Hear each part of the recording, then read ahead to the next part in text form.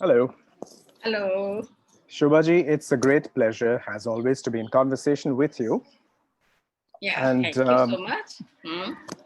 it's a really very special occasion because we are speaking as part of this beautiful conjunction of two solo exhibitions that Right. Gallery Espace has organized at Bikaner House. I'm also saying this to set the frame for our listeners and our viewers. Uh, Personally, as someone deeply committed to abstraction, I've been very excited by what I've seen of the two exhibitions. Your own, which is Sutra, Explorations of Thread and Color, and Mekhala Bell's Shape of a Surface. So it's marvelous and not usual to see abstractionists of two different generations showing an adjacency, each on their own trajectory of exploration, Yeah. questioning and testing many of the assumptions people have about abstraction. So, what I'm hoping we could do today is to visit with you your own journey. And as you well know, I've always been fascinated by how you were trained originally as a Hindustani classical vocalist, and Okay. the energies of that continue with you in your work as a I suppose painter. because people say that, okay, music is coming through you painting or something like that. So I But accept yeah, it. it's true, but also your amazing ability to take up various kinds of materials, be that pigment or thread. It could be wool, it could be fabric, it could be styrofoam. There's a fascinating experimental consciousness that you have in how you approach your work. Also, Thanks. your the various phases of your journey where you've engaged with different media, and for because I'm fascinated by printmaking, I've always enjoyed that phase of your journey and how it's fed into and nourished your ongoing work. So it would be marvelous if we begin with your presentation of your work, Okay. and then after that we could have a conversation and a dialogue. So could I invite you? The floor is yours. Could we Okay. go into the PPT? Yeah.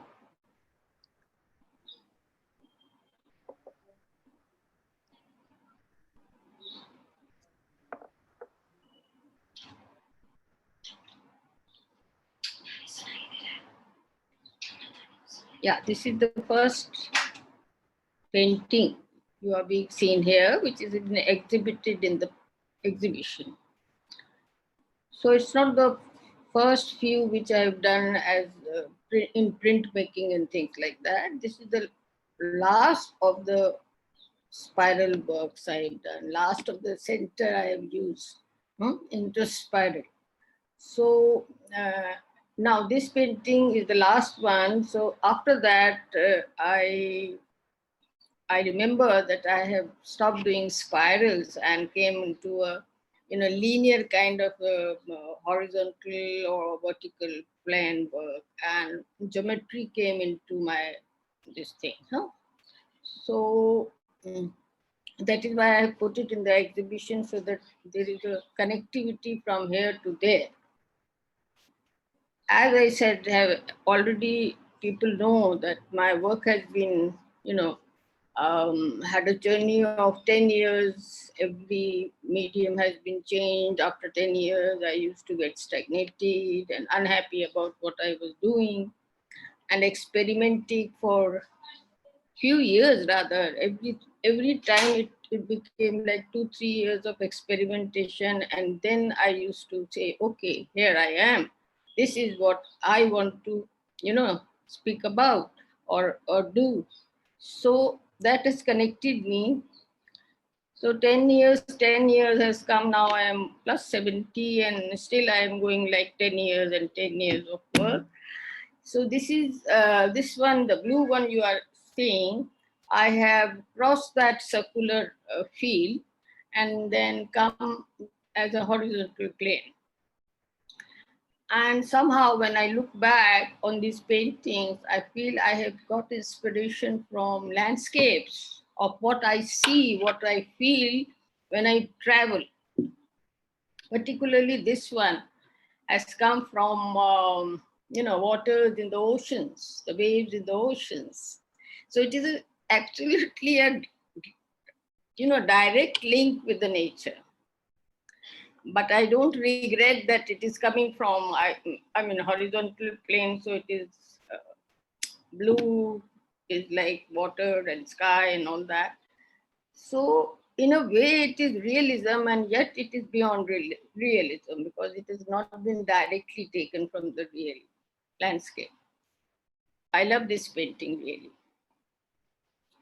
Next, we can talk about, now here, what I have done, the center is still there. You can see the dark center. I started painting with the center, and this I did as a geometrical exercise. So the center is the focus, but the whole canvas has been divided into 4 parts. And the square is become diagonal. That is what it is. And the center is dark, and it is going towards the light, cosmic light, which I feel all the time. It is going towards that. And the colors also belong to nature, it feels. Although, as you know, Ranjit, I don't take directly anything anymore. But somehow in the subconscious, all these things are there. My experiences are embedded there, and however I dig into those experiences, I get all these things in the canvas.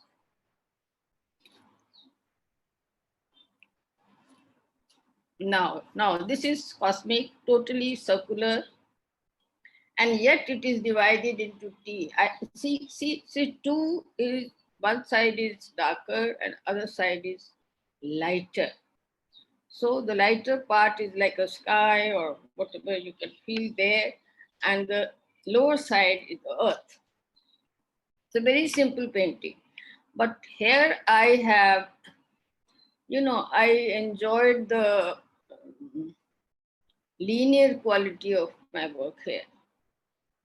So that I got by flicking the color without putting directly on the canvas through the brush. So as everybody knows that I throw color on the canvas rather than writing linearly or whatever form I want to have. And here I enjoyed that activity of making straight line without touching the brush onto the canvas. So my flicking is like 2 inches away from the canvas.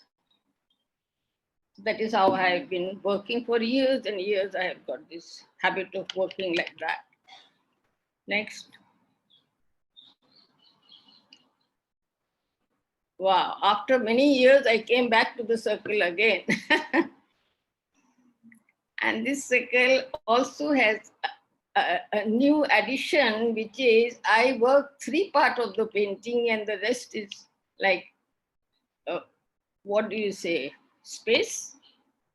And here it feels that. It feels that. To me, it feels that it is space and it is the light, which is circular.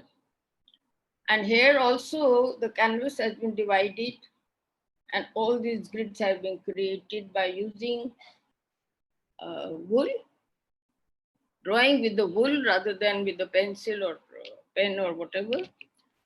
It's drawing is the wool, and then I have, painted the circular areas one after the other, which are parallel to each other, and then taken away the wool. So the lines are there on the canvas, darker lines, but there is nothing like wool here. Physically, the wool is not there. So only the illusion of the wool is there, and otherwise it is just paint. Painted in the same way, flicking the color, not touching the brush onto the canvas. and the base is all blue. This is just one blue, but here you see on the top, the blue is darker. It feels darker than the rest of the area. So that is the illusion. I have not made it like that, but it has come into like that. So the wool is used to mask part of the surface, and it leaves some ghost of its texture behind. Yeah.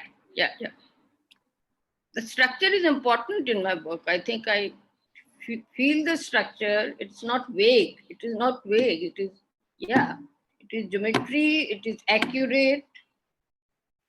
And fortunately, I have been able to use parallel lines without making any lines there. Now I can do it freely. The lines are straighter, and somehow they are leading towards the center, towards the light within in this painting. And whenever I look at this painting, I feel I'm walking into the painting. So that is the experience I have. I really love this. Yeah, that's such a beautiful way of putting it. Absolutely. Okay. Oh my God, this is something different now. This is one of the early works with crochet, which in Hindi we call it crochet. So it's a very traditional method of knitting something with one needle. And I have used this into making thin ribbons of those with the crochet. And then the ribbon has been twisted and stretched on the canvas. First the brownish color is there, then the gray color comes, then the distance between the browns area come, and the white is nothing but canvas. It is an empty space there. Then again, just compositionally, I thought I would use all these gray and brown. So again, it is something to do with my observation of the landscape, what I feel. It's very interesting, the textures you get by actually not creating when you knit, but by spreading the thing on the canvas. That is the beauty of this work, especially. It's a small work. It is 2 feet by 2 feet. It's not a huge work.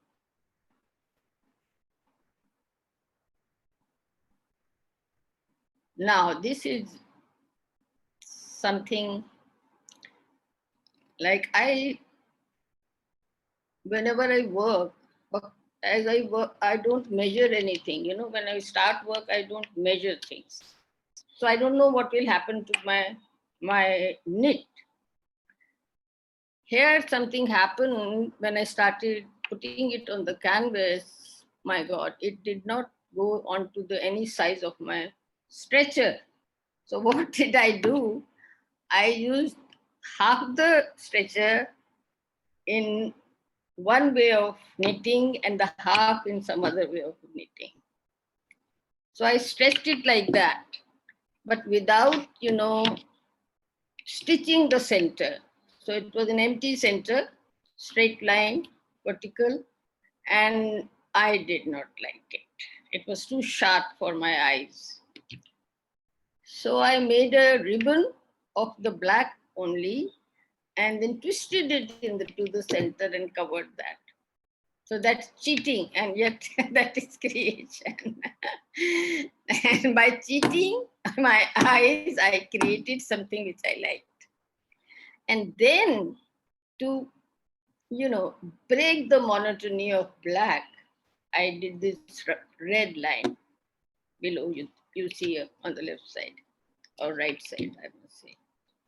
And as you see, on the right side of black, you must be noticing there are white spots also in between. Yes, I mean, from here it looks like a sort of durry weave, actually.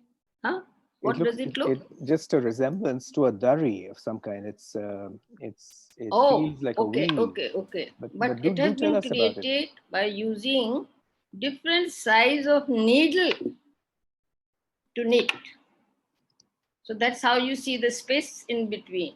And below is the white canvas. That's not a black canvas. So you get that white feel there.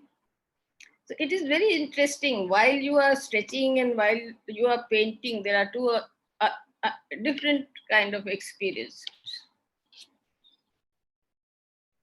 That's a big painting. That's 4 feet painting.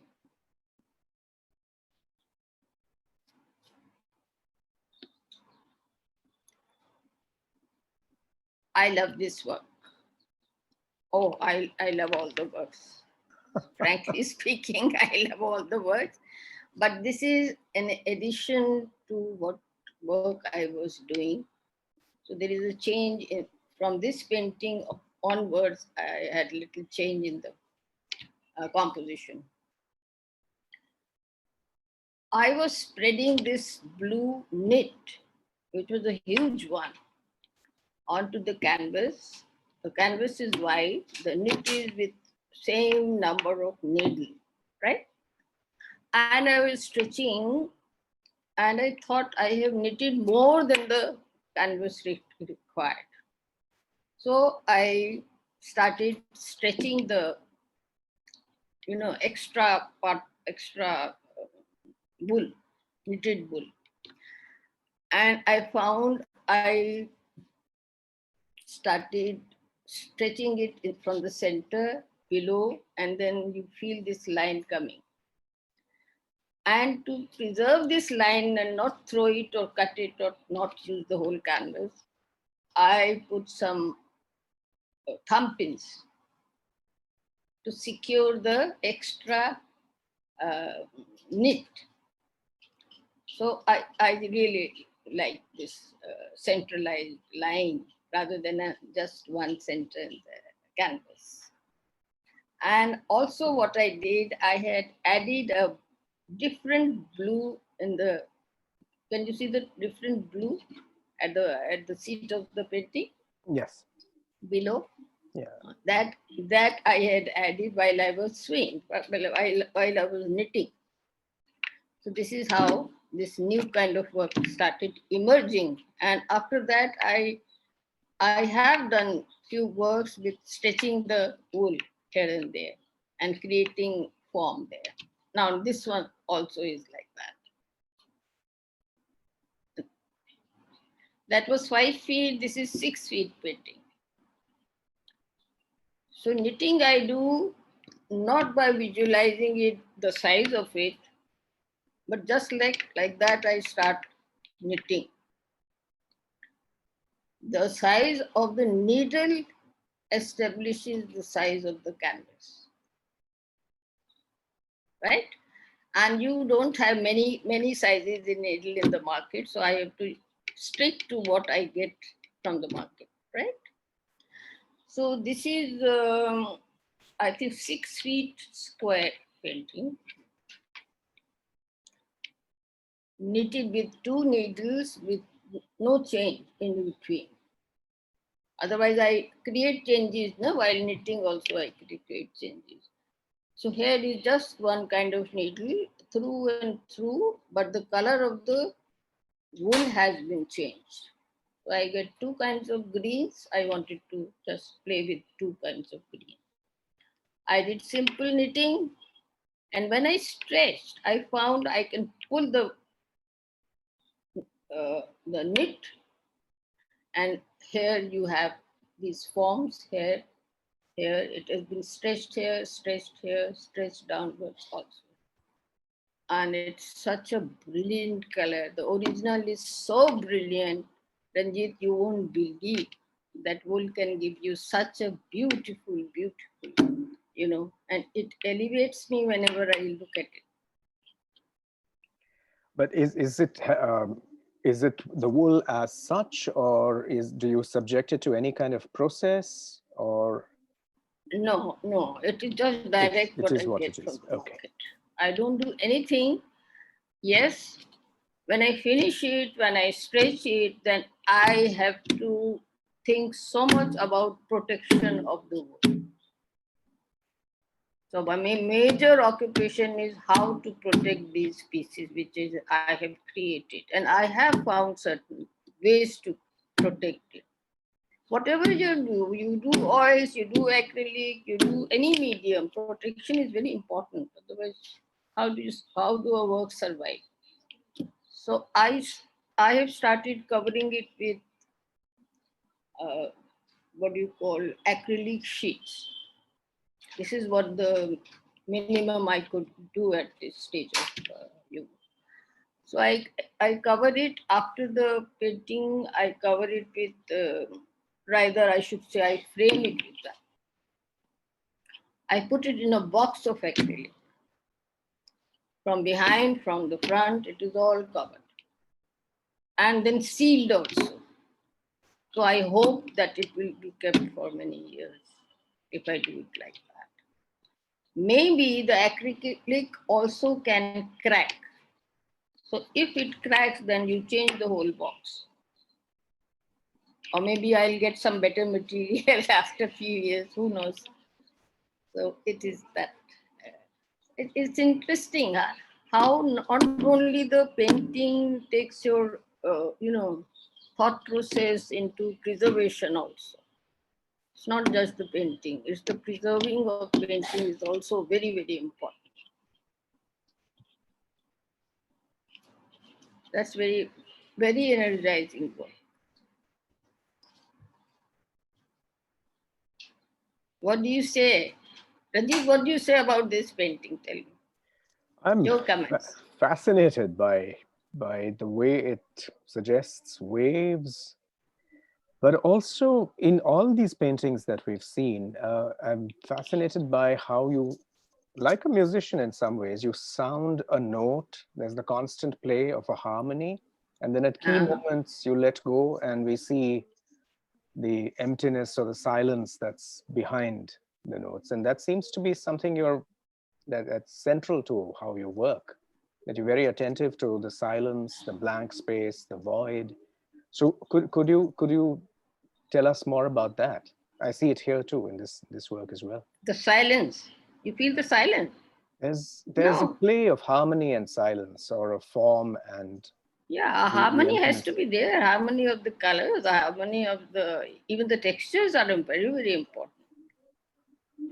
At least for me, it is important. I repeat everything. You might have seen. I don't just play just for the sake of playing. And it is, if I can, yeah, I want to suggest this thing that if you like in music also, the rhyme is there. How does the rhyme comes? Because you repeat, you know.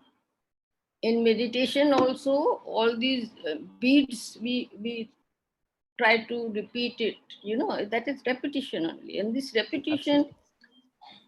I have observed that while I knit, automatically it becomes meditation because I have to concentrate so much on what I do.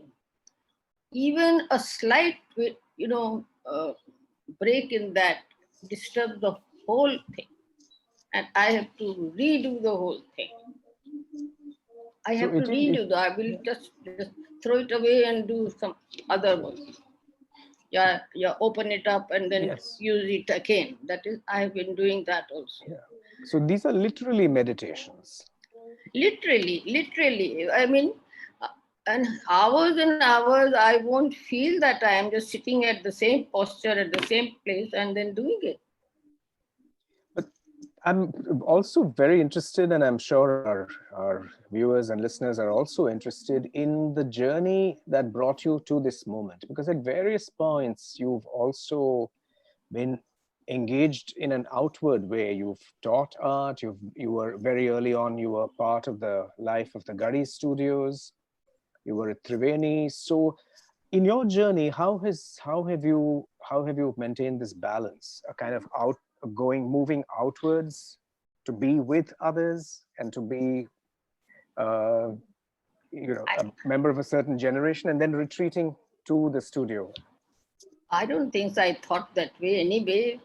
It's a new thing which I'm listening now that you think so that I have been through all that. But I think it was a necessity at that point of time when, I started teaching. Teaching was basically it was for my finances, because you know that painting was not a saleable item anyway at that point of time. There were no buyers, there were no galleries, there was nothing at all. And I came into this, started studying painting, not that I will become an artist or I will earn out of that. You know, my focus was not that. My focus was just I just loved it, so I have to do it. So luckily I got into College of Art Delhi, and then for 5 years it was a diploma course that time, and there was hardly any theory, hardly anything to do with your intellect. It was just practice and practice and practice all the way. And I have teachers, very, very good teachers that time, very serious teachers. And they were into practical side of what I was doing. And through them, I could learn all the skills. Like I learned printing, watercolor, pencil work, crayons, charcoal. And not that I just did it till what college time. I later also continued with all these mediums. In between, I joined Gadi because I wanted a place to keep my work, place to work also. But unfortunately, I was uh, teaching, and I couldn't find time to go there and spend time like with other artists and or even paint there. So after a few years, I have to give up. And in Delhi, I have changed at least 3, 4 studios just to keep my works. You know, in the house, you couldn't spread your work so much. So I have been experiencing all those things also, by taking care of the works in various places and all that. Anyway, it was a very beautiful journey. Now I feel it was very beautiful because it gave me so much experience of how the artist moves. And on the top of it, you have no money. You can't spend where you want to spend. So mostly whatever came my way, I moved according to whatever I had personally. I never asked money for anywhere else except for through my teaching, through my, all those activities. But fortunately for me, all this helped me understand art, basically. Not only that, teaching also makes you learn so much. And teaching also makes you understand the human psychology,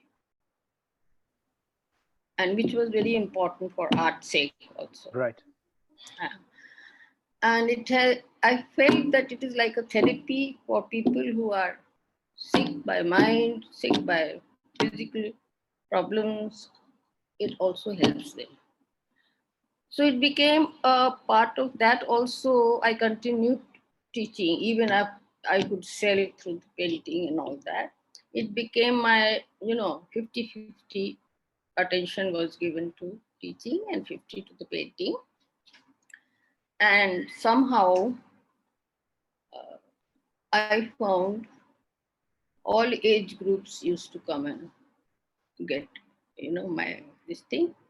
So I had children, I had women, school-going students also, and old people, retired people used to come and have some, my attention for this doing painting. And they used to love painting because the whole life they have spent in jobs, and the childhood interest in art or music that gets waylaid. I think so. That happens with That tends to happen, I especially think. with men and boys and all that. It happens. So they used to come back to me when they were old and they had finished with all this. And the women also used to come because they had finished with the childbearing period and all those attention of the home and all that. So it was very interesting how it is important in life to have any kind of arts continue. I, as a child, was fortunate that my parents got me into music at the age of 4. I started at the age of 4, and then I was serious enough to continue till 23 years or something. And then, unfortunately, I lost my voice, and that was the end of it. But I still think that, yeah, it has helped me into art so much. People have started saying your work is music. I said, I don't know from where it has come, but now I feel that whatever you do, whatever activity you do, sports you do, your art you do, you write, whatever. I mean, everything becomes a part of you. It goes inside and it is there, embedded in your subconscious. Absolutely. That I is, believe that. I am sure that is it. Why my work is rhythm, my work is centralization, my work is silence, everything you can see now on the surface. Where it has come from. Some experience only. Huh? But you were also trained in another art, weren't you, Shobhaji? You were also trained as a Kathak dancer. No. That just like school was giving me so many introduction to so many arts. Okay. Kathak, yes. My teacher was, I still remember, Ravi Shankar's brother, third brother, was my teacher in my school. So my school was efficient enough to get the children into all kinds of activities. Sports also was important. I have done that also many times, taken part. Music was important. Dance was Kathak. I took Kathak as a dance. So I did all that. In music, I finished like academic, I finished like I was a Bisharad. And I did very well in that. In dance, I did not continue to that end. I did not. And theater also I did something. So all this introduction was, it has become a part of my understanding of aesthetics, yes, and understanding of situations, yes, and understanding of psychological bent of mindset. Then you won't believe, actually. I get students for art, fine. But more than art, it is um, like diving into their psychological state of mind. Because they talk to me freely. And then I get to know them closely. And then they start working. So they feel safe, they feel active, they feel that I'm helping them into their lives and all that. So I didn't know I will be doing all that, but it just happened. It seems to be a far more empathetic way of thinking about it.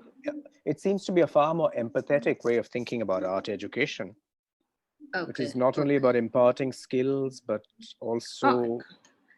No, but there is one thing. The whole person, in a way.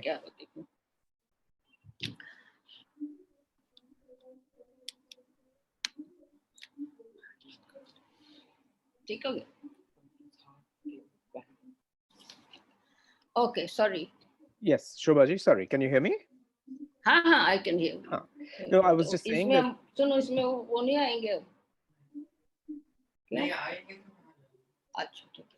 Okay, my grandchild is helping me here. Yeah. Okay, fine. Super. We've got our screen. I've got it done. So it is very interesting. I mean, every day is a fresh day for me.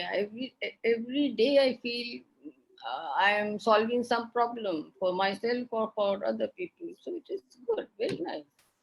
I think art is a holistic kind of education. Absolutely, yeah. For yourself also and for others also. If you are not wanting to do painting, you can listen to the music or go walk and see the birds and just see the sky and see everything. So it is, I mean, I think works holistically. Yeah. But also Then, in the, sorry, eh, Shobha, you were saying. bolo. No, I was also thinking that, you didn't start with the idea that painting was the one privileged form, even in how you went through your own process of self-education as an artist. There was a long phase when you worked with the print medium, with etchings, with woodcuts. Uh, Ranjit, in college, I used to have classes for all this. No, we were printing class. I took printing as a subject also. So basic training was there, and because printing takes so much of your attention, you have to engross yourself on one plate. You have to work for months to get what you want. And that's also by chance you get. You make something, but you don't get that Can't predict. result which you want. So True. you have to go according to what result you get. So it is very creative, more creative than painting. So I used to be very, very happy with my painting classes. Now here you see And the here's some of the picture. work. This is printing. This is printing. But this was printed when I had no machines with me. I had finished my college, and this was done in Triveni on a table in my class. That's all. I had nothing, as you will say, okay, through the printing process. It is just I made 3-4 prints of one kind. That's all. And what I did was, thank you. Okay, thanks. What I did was, I had left college by that time. I was teaching in Triveni, and then I wanted to print. So where to go about that? Delhi doesn't have provide printers here and there. So what I did was I got some paper, and um, I had a big roller, and I got some inks from Chowdi Bazaar or somewhere, and then I made a plate for rolling the ink. That's all I had, these three things on the table. And I made cutouts from the paper, or little thicker paper, or say threads and whatever I get in the house, and made some drawings on the table with cutouts. And I applied the paper there, rolled the ink with the roller, and just with one go I used to cover the paper. And it was not small paper, it was big sheet paper. And the roller was like this, very big, very thick. I used to do this kind of work. You can see the lines here. These are the lines of the thread, of thicker thread somehow. And then in one go, all these stones. So these are 2-3 prints maximum. And from here, Ranjit, it was a beautiful decision that from here I got to understand the subtle quality of line, where there is no harsh line, there is no corners. Yeah, yeah. No, as you've said, That you no see edge. after Yeah. this experience, then I wanted to translate this into my canvas. But how do I do with on the canvas? You need brush, you need pigment, and you just apply like that. So what I did, first I started work with charcoal on canvas. Charcoal gave a soft feel. The edge was softer. Then came the problem of fixing the charcoal on the canvas. How do you fix the fix charcoal on the canvas. That was, I discovered that also. I experimenting for a month or two. I was just experimenting how to get the fix the charcoal.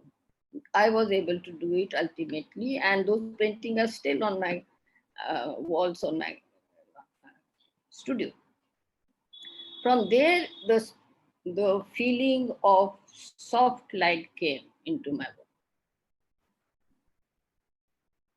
And since then, I'm just using those soft lines by throwing color on the line. And that is how you see the people say, oh my, it is vibrating, and it is. That is the reason they are vibrating, because they are not sharp edged. So that was an experiment which helped me later. For years and years, I used to use, still I paint like that only. I don't touch the canvas at all. And then that fluffiness or that edge, which was vibrating to other people's eyes and my eyes, that I did not want to vanish from my work. So what happened? The difficulty of applying a line on the canvas with the pencil or something, the canvas is not hard enough. So it used to bend. So the line will never be straight. And meanwhile, I got the impression that the wool is very much similar to my work. On the canvas, my brush. So I said, why not just start working in the wool? The wool will give similar line, the straight line I can have with wool. So that's how the wool came into my eyes. So that was really a very, very intense experience. And I'm doing so much with the wool now. Yeah. But you've never had a problem with using what people might think of as domestic or somehow within the home techniques like knitting, the use of wool, and that comes into the domain of high art. It's an interesting transition. Or now when you're using styrofoam, for instance, found materials, everyday materials. How did that begin for you? Texture. I think basically new textures. I was fascinated by textures. And I did try sculpture and all also Ranjit at one point of time. I did some, when I was in Triveni, there was a sculpture department there. I used to go there, try to work in the sculpture, but that medium did not work for me. I didn't like it. I didn't like that circular, those things. Maybe if I had done more with more time, I would have. But I was not fascinated so much. So I was doing, flat works only, canvases and more canvases, or paper. When I don't have a canvas, then I paper. So that is how I was limited to these experiments. But in that also, look, I have done so many mediums and created so many different things. From vision wise, I started from, too much of color and too much of forms and all that. That journey is another thing. I was doing portraiture, that. I was doing still life, portraiture, landscapes, and that, whatever I was taught in the college. Continued it with when I left the college. And slowly and gradually, I thought it's very easy to make a portrait. The, the similarity comes so easily. The colors I know how to apply, the brushes I know how to handle. So I became stagnant and bored about that. So I said, no, I want to run away now, do something else. But what to do after so much of realism? How to break away from there? So one day I took a big brush and just apply here and there, and so my God, this is another kind of thing. So from that day onwards, colors came into my picture. the form broke away somehow. And for years I did all that. And suddenly I found they were takers for those paintings. Imagine. That was so much of abstraction, yet they were so alive. Actually, that's So the now question I I had don't for have you even one of them. I don't from the have pic. even one piece with me. And I used to take pictures. Those were slide Yes, the pictures slide. Yeah. that time. And they also spoiled one day in the monsoon season. I lost them all. I don't have anything to show anybody now. But that was a period when this happened. The transition happened. And in that period also, I was bored with just splashing colors on the canvas. I mean, why, what? It started, my mind started getting tired with what I was doing. And my somehow I got into these birds and all. After that, I made these impressions of birds, that means organic things. And then organic thing also moved out. From there, what started was distortion in organic things. And then there will you see big charcoal works and all that came. After that, what happened? After so much of work on a canvas, I thought I should simplify. I don't need so much of work in the canvas. Simplify, simplify, simplify. Well, where to go, what to do? Simplification is also not very easy. No. So I simplified, I took out everything, almost everything, but that experimentation I did as drawings, not as painting. I did lots of drawings, and somehow I landed up into just one line and a centralized line. This line or that line, any line, vertical or horizontal. But where are my forms gone? Just gone. There was nothing, only the line. And then line became short and short and short, it became a point. That is how you see so much of point work, my center. And I was poised, like inside myself also, I became quiet and silence was there. And from the center, I created thousands of books, thousands in painting as well as in drawing. What kind of drawing? What do you say? Pastel work, pencil work. Now I do dotted pen work also, center line. So that went on and on for years and years and years and years and years. Then came this woolwork and circles and geometry came up to that. After the center, it came went towards what do you call geometry. Geometric forms came. So now what you see, little bit of geometry, it comes from that period. And after geometry, then the application affected me as I told you that flicking of the color on the canvas. Then the line problem I solved with the wool, and the wool is now with me, as you see, very much love. And now wool is also not straight; it is going here, there. And let's see what happens in future. Who knows what will happen? But I think it is a beautiful journey. It is I indeed. yeah. But did And you, Shobhaji, Haji, tell me. sorry, did you at any point feel that you were part of a larger sort of abstractionist movement, if you will, in India? Who were your reference points, or who did you feel were exploring in the same way as you? Did you have a sense of a larger community of abstractionists? Not at all, not at all. I was very much into myself, Right. working every day. Yes, I'm a very avid reader. So I have, even when my college did not give me any education on theory of the art and things like that at that point, I used to go to the libraries in Delhi and do it myself.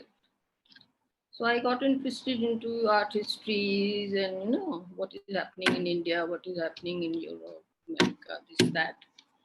Not making notes, not giving any examination and anything, but I still read every bit of art magazine, whatever comes on my way, whatever books comes on my way, I still find a time for that. So automatically it has seeped into me.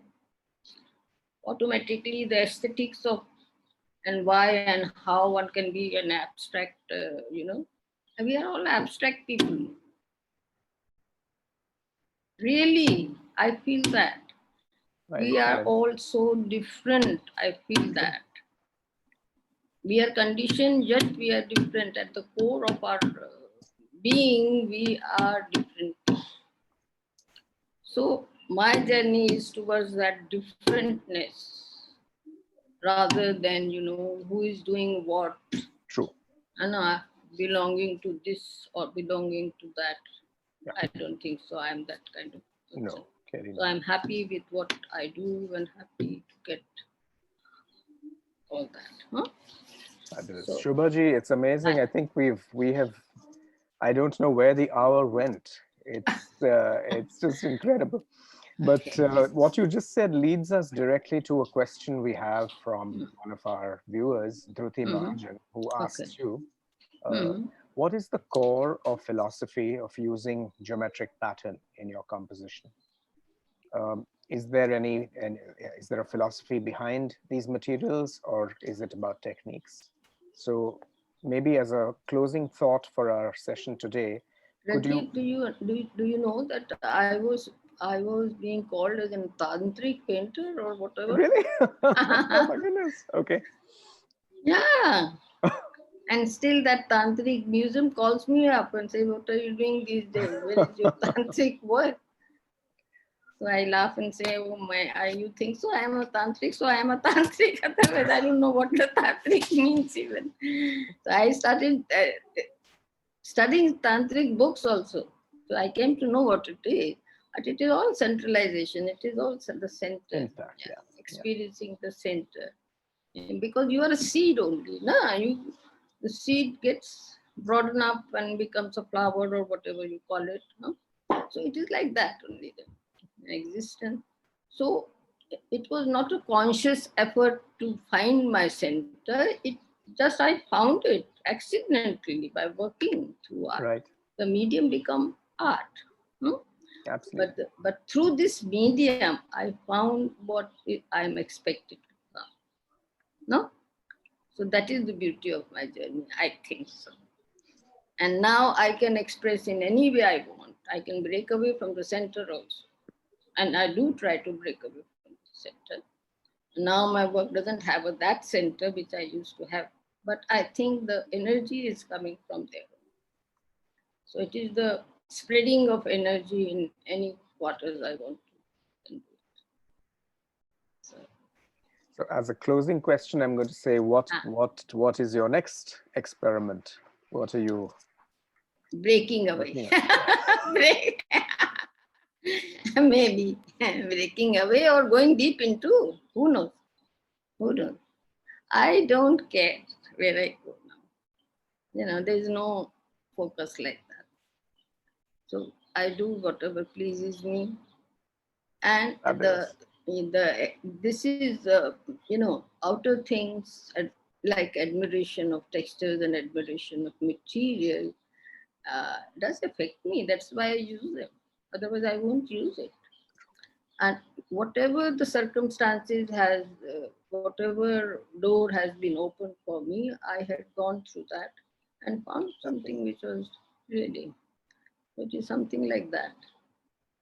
So I Marvelous. don't know where will I go. I don't plan.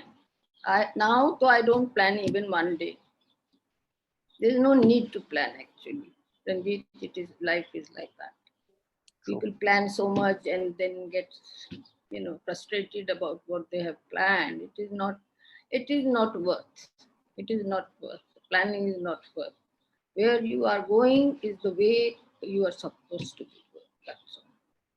Because your energies move towards what you are destined to be doing. I think that is the way of Amazing. life, way of painting. Mine has been the painting because it is, somehow I got opportunities one after the other and I took this way. If not, then I may be something else. My parents were pushing me into becoming a professor or something. But I just chose to make line. Yeah. I could have broken also. Maybe. Who knows, But I followed it and now here I am. So with those thoughts, Shobhaji, I just want to say how magical it has been to hear you speak about your work and to be in this conversation.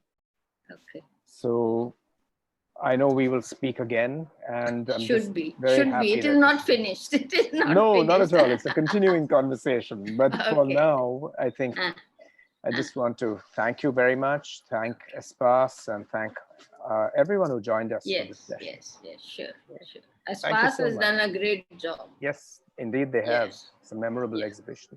Yeah, So, I admire them for all they did. Yes, and I thank you so much. Thank you. It's really been a pleasure. Thank you. Thank you so much. Bye-bye. God bless. Bye-bye. Thank you so much.